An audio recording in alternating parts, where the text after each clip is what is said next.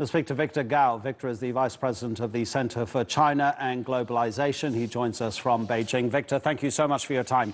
Look, first of all, we all know, it's well documented. Over the past few years, there's been a rise of violence and attacks which Beijing says are terrorist activities around Xinjiang. But the question is, does the government in Beijing blame religion for a rise in that violence? Please allow me to put it for the record. Islam is a great religion, and we people here in China respect Islam. And for hundreds of years, the Chinese people have lived peacefully with Muslims, and Muslims are considered our brothers and sisters, including Uighur brothers and sisters. So to accuse China of insulting Islam or the Muslims is as far from the truth as possible. Look at what China has done for the Arab world, for the Muslim countries. Look at what China has done for Palestinians, for example. So anyone to falsely accuse China of doing injustice to Islam is injustice itself. That's the bottom line. Now, in China, we do face threats from terrorism, separatism and extremism. These are real threats, and we, the people in China, do not want to live in fear and to be held hostage by these terrorism or separatism and extremism. Now, allow me to put for the record again, there is no East Turkestan in the world. In China, there is a region called Xinjiang. It's part of China.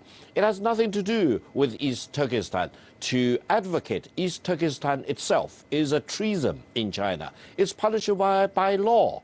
And no country in the world recognizes the so-called East Turkestan. And this is actually one of the reasons why separatism, extremism, and terrorism run very rampant in Xinjiang. And the government is doing a good job in putting an end to terrorist attacks. We haven't seen terrorist attacks in a major way in China for the past 2 years. And I think this makes people happier. Why? Because no one in China wants to live in the fear of terrorism. That's for sure. That's the bottom line in China. That's the mega trend in China. Victor, you've said so many things that the world understands. I appreciate that you put it on the record, but no one has said that China and the government denigrates Muslims. We understand China's role in the world and how it's worked with Muslim countries in a positive way. We understand the separatist issue in Xinjiang. That's an internal matter for China, absolutely. It's also a fact, as you say, that actually in the past few years, and the past couple of years especially, there's been a great reduction of violence in Xinjiang. But the question that the world is asking is, having looked at these leaked documents, is why do it this way? If this is the way to stop terrorism, as the Beijing government calls it, is it not the wrong way? No, I don't think so. I think China faces the threat of these evil forces, and the Chinese government has a job to do. And the Chinese people have the expectation that the government need to do its job to stop terrorism, separatism, and extremism. Now, how China will do it is purely China's internal affairs. And I think there has been a very large-scale, deep-rooted indoctrination by extremism in Xinjiang, especially among some of the Uyghur minorities. This is a fact. I think anyone who goes to Xinjiang to see what's happening can realize and come to this conclusion.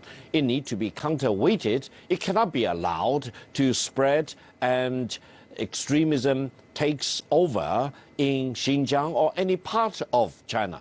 If you go to Ningxia, for example, which is a Muslim autonomous region, you see mosques coming up everywhere. You see Muslims being very proud in whatever they do. They live peacefully with other minorities, or the Han Chinese, like I am, for example. And I don't think the Chinese people have any problem with Muslim or Islam. And the false accusation is really sickening. I think they really want to paint China as an enemy of Islam. I would say there is no greater friend and supporter of Islam and the Muslim people in the world than China and then the Chinese people. So let China do its job in fighting against terrorism. Just like the Americans do their job fighting against terrorism in the United States. Absolutely. listen, it's not a question of China being anti-Muslim. We've established that, okay? It's a question of how China deals with the violence taking place in Xinjiang. Okay, that clearly is an internal matter, as I've said again. But surely you can't be telling me that it's down to China and it's an internal matter of how China deals with the violence in Xinjiang when you look at the leaked documents. You've just said it's a false accusation. I presume you're backing the Chinese ambassador to the UK who has called this fake news.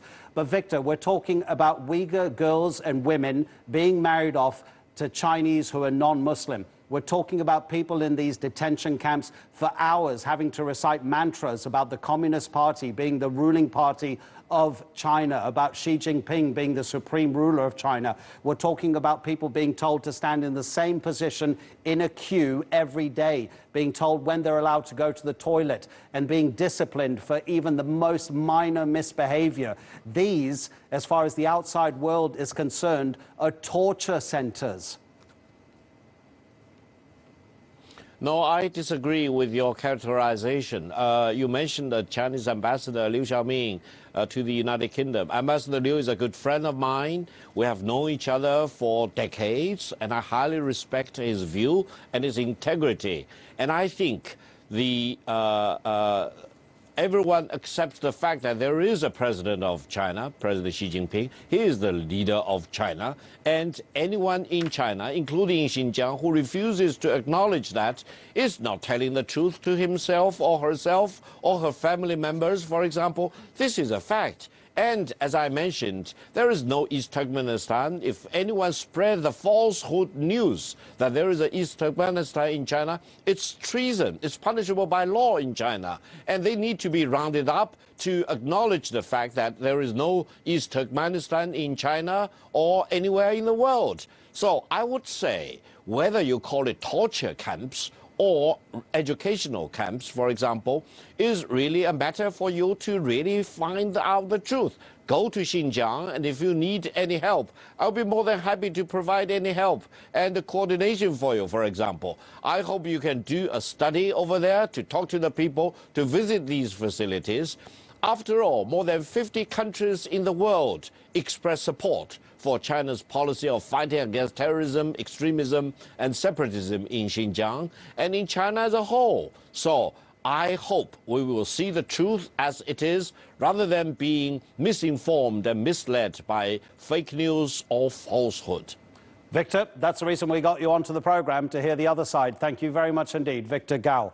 Both sides of the argument there on these leaked documents that have come from Beijing and the Chinese government. Thank you, Victor.